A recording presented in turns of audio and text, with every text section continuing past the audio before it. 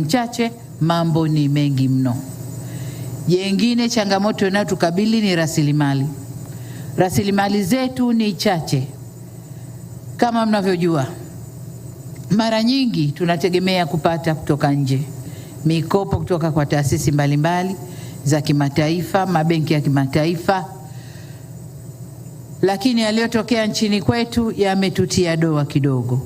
Kwa hiyo huenda yakatupunguzia sifa ya kupata hiyo mikopo kwa urahisi kama tulivyopata muhula wa kwanza wa awamu hii. Muhula wa kwanza wa awamu hii tulikuwa tunapata sana kwa sifa zetu, kwa msimamo wetu, kwa kazi tunavyofanya. Lakini doa tulilojitia huenda likaturudisha nyuma. Kwa maana hiyo, tuna kazi ya kutafuta fedha humu ndani. Kutumia rasilimali zetu alizotupa Mungu, tutaangalia njia gani tutazitumia tupate fedha ili tukatekeleze miradi ile ambayo tunakwenda kutekeleza. Kubwa zaidi, awamu ya pili, muhula wa pili wa awamu ya 6, tutaanza kufanya miradi wenyewe, alafu mashirika yatatukuta njiani, tutakwenda nao.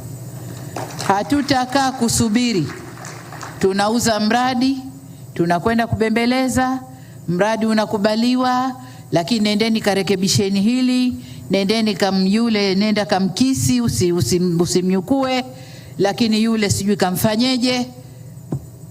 Mradi badala ya kupata approval kwa miezi 3 4, tunachukua mwaka mzima tunabembeleza mradi mmoja.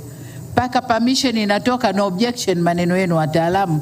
Tuna miaka 2 tunamaliza kipindi chetu. Hatutasubiri hayo. Tutaanza kwa fedha ya ndani, alafu wale wakimaliza na objection zao watatuunga katikati. Tumeelewana? Na huo sio wajibu wa rais peke yake, ni wajibu wetu sote.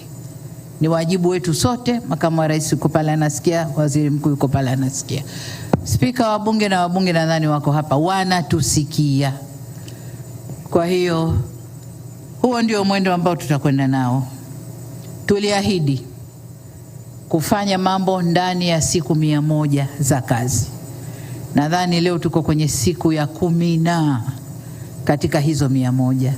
Kwa hiyo wale wote mlio hapa ambao ahadi za siku 100 zinagusa wizara zako, makatibu wakuu wenu hawajabadilika, wako pale wamejitayarisha, kaunganeni nao, mpiki hizo ahadi, tuziendeleze, tuzitekeleze kwa kasi kubwa. Siku 100 hamna kitu, tuanzeni sasa utekelezaji wa yale tuliyoahidi.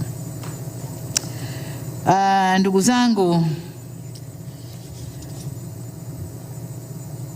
nimemwambia katibu mkuu kiongozi na natoa tangazo hapa kwamba tutakutana kesho kuanzia saa 4. Mawaziri wote na manaibu waziri mlio hapa, kesho saa 4 tutakuwa na kikao kazi.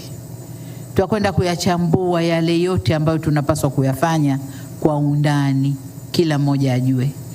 Lakini sambamba na hilo ni kuagize katibu mkuu kiongozi, wakimaliza hapo wasichukue siku nyingi, uwawahi na ile retreat ya mawaziri na manaibu wako. Waende wakaeleweshwe vyema kilichoko mbele yao, wajibu wenu, dhima yenu, na haya niliyoyasema, hali ya resources ndani ya nchi, kiuchumi tukoje, lengo letu nini, tunaelekea wapi, na kila mtu ajue njia yake ya kupita ili twende tunakotaka. Sitaki tunaendelea mchakato uko mbioni, nataka impact. Tukikubaliana mradi, impact, matokeo kwa wananchi, sio matokeo ofisini kwako. Hapana, tumefikia hapa, bado hapana, matokeo kwa wananchi kwa muda utakaokubaliana. Kwa hiyo kwa vile kesho tutakuwa tuna uchambuzi kwa urefu wa ambayo tunakwenda kuyatekeleza, basi kwa leo niishie hapa, lakini nimalizie kwanza kwa kuwapa pole. Kwa kazi nzito ambayo iko mbele yenu.